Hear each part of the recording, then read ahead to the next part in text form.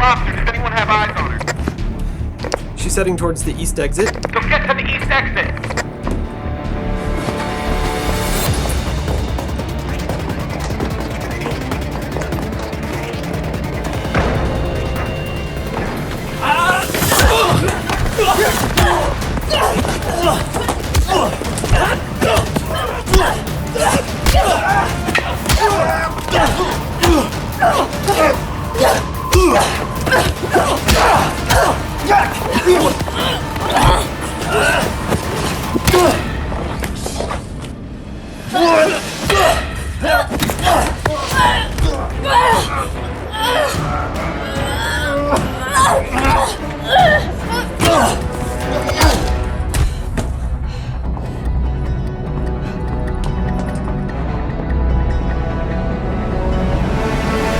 She's headed your way.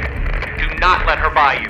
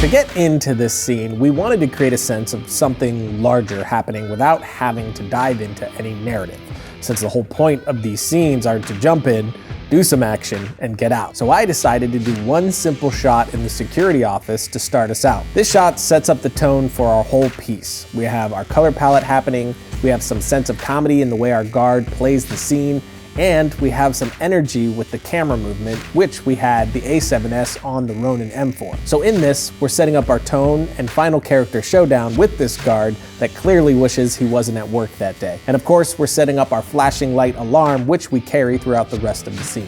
For this scene, we were shooting in these super narrow hallways, and I knew I wasn't gonna be able to use the XO Ronin combination. What I really needed was the Ronin-M because of its lightweight and compact nature. Luckily, we had the new batteries in Dovetail, which are considerably lighter than their previous versions. This entire rig allowed me to operate all night without much fatigue. In scenes like these, we don't have a lot of time to tell a full story, so we're always looking for ways in the lighting and in the wardrobe in order to convey something bigger than what is happening in the foreground. So what we used were red lights that we dimmed up and down in the corners to signify like a siren that there's trouble going on or something that is happening that's not supposed to be happening. So the flashing red lights mixed with the guard uniforms all convey the message that she is the intruder and that she is where she doesn't belong, all without a single line of dialogue. Action!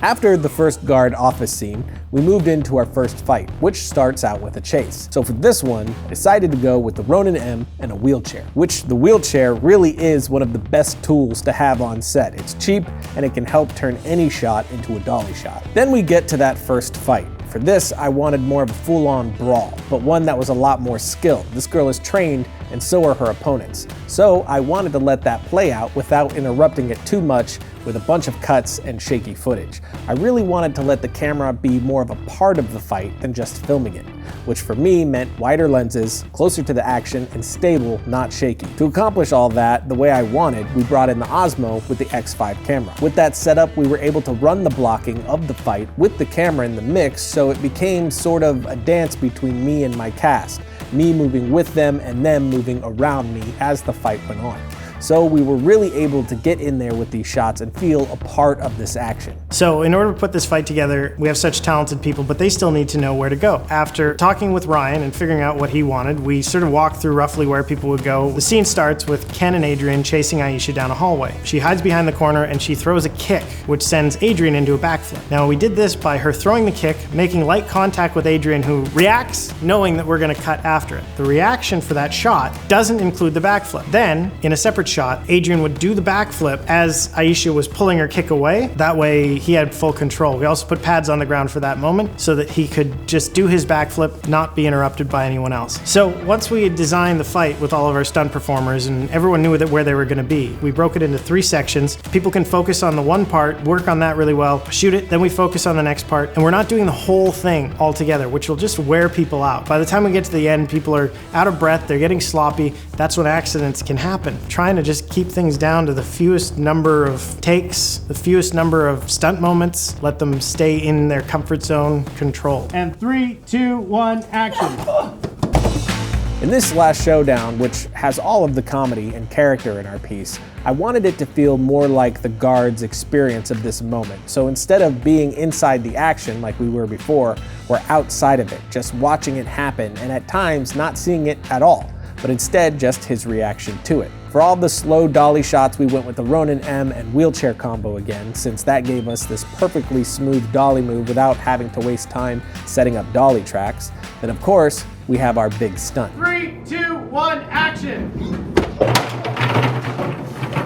We asked Loyd if he was interested in being thrown out into the wall on the other side of the hallway. And sometimes as a stunt coordinator, you ask someone to do something and they give you more than is expected. The responsibility of a trained stunt performer is for their own safety. It's my job to keep everyone in front of the camera safe, but with someone as experienced as Loyd, you have to let him do his own thing.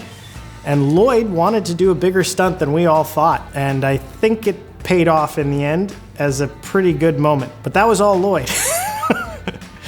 And we only did it once, and Loyd was happy about that. Given that the last shot of the scene was at night and outside, and I was only able to use available light as the airport wouldn't let me bring in any extra gear, I opted to use the Sony A7S onto the Ronin-M because of its low light capabilities. This was perfect for our needs for the night, as we wanted a tracking shot of Aisha running from the hangar to the helicopter. Now, the easiest way to achieve this was to shoot from a moving SUV. Luckily, the Ronin-M was light enough for me to operate with one hand outside of the SUV as we sped down the tarmac. Then we moved on to the last shot of following Aisha directly to the helicopter.